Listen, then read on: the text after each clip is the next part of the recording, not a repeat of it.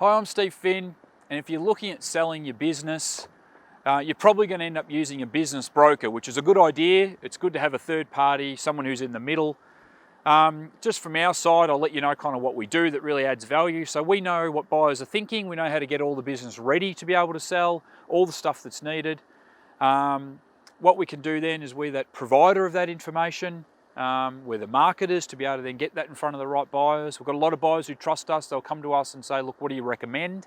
Because obviously we've got a lot of things that are for sale, not just one thing. So we can help sort of match them up to the right thing. But how do you know if the business broker that you've chosen is any good?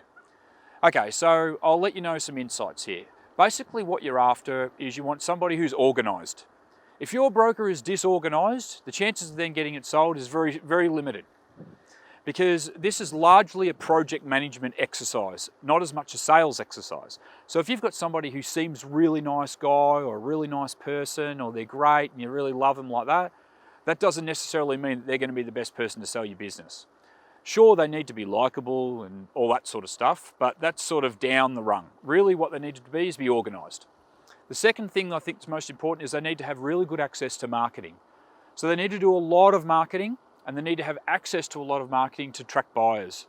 So grill them on this. What are you doing? Show me all the things that happen in terms of finding buyers. And you want to see a lot of them. 1 or 2 or 3 things doesn't cut it anymore. The way the marketplace is with buyers looking, it's so fragmented. It's not like buying a house where there's 1 or 2 websites to look at.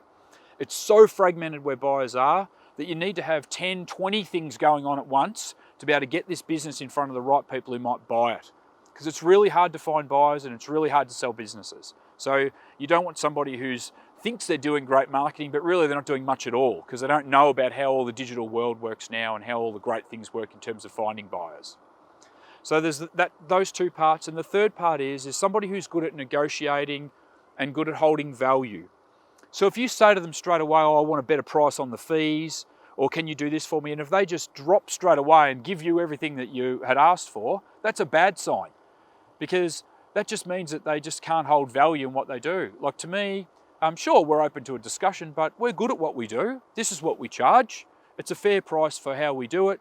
And then in the end, you'll walk away with more money anyway. So you've got to feel confident in what the product that you've got, that it's worth what you're charging. And that's the way that we look at it. If we're selling your business for several $100,000, when someone says, I don't think it's worth, I think it's only worth X, well, we're going to say, well, actually, here's reasons why it's actually is worth what we're saying that it's worth. So we build value, and we're going to talk about that, and that's what you hired us to do. So they're the 3 main things I think to look for to know if you've got the right business broker.